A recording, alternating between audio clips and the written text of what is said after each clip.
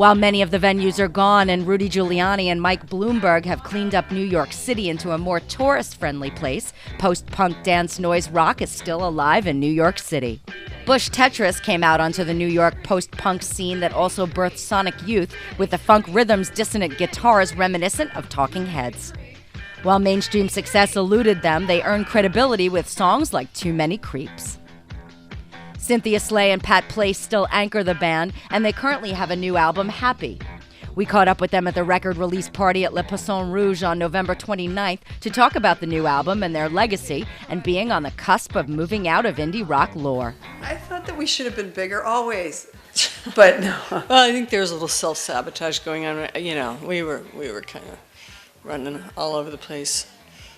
Yeah, and I think when we started it, and plus we couldn't be put in a niche, and like we were three women up front, but we weren't like the Go-Go's, and so we were really a little too far left of center, and I think it just being girls too, I think it was just a deadly combo for those record companies that would have made us into maybe a bigger band than we were. And then, you know, we were such smart Alex, we probably wouldn't have even talked to them, I don't know. Yeah, we were a little off the grid. I mean, I think, as my friend would put it, we were a little feral. Feral? Oh, I love that. We asked them about Happy being tied up at a record label for 15 years, never to be heard. The record company was, it was a record company crossfire. Kind of got lost in limbo of legal complications. And yeah, we were one of many bands that we weren't special in that way. But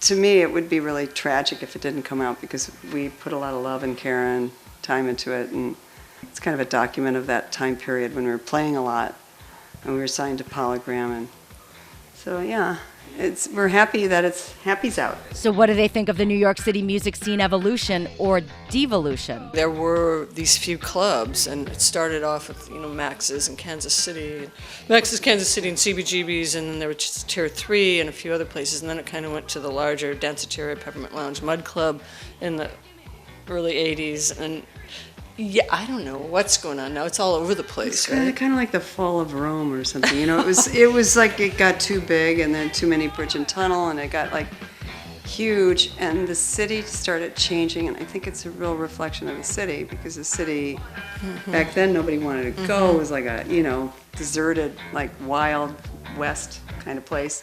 And then it kind of got built up, and now I think for kids starting bands, it's hard. You pay to play, there's no places to play. People are playing at people's houses, which I think is kind of cool. Or places like Steel Door, like the Gray Door, you go to the Gray Door. And that's cool, there's a backlash against that. Pop-up clubs. And, yeah, because, that pay-to-play stuff. Kids have to fight back with that. Laura Kennedy, the band's original bassist, unfortunately died last year from liver disease. I just don't want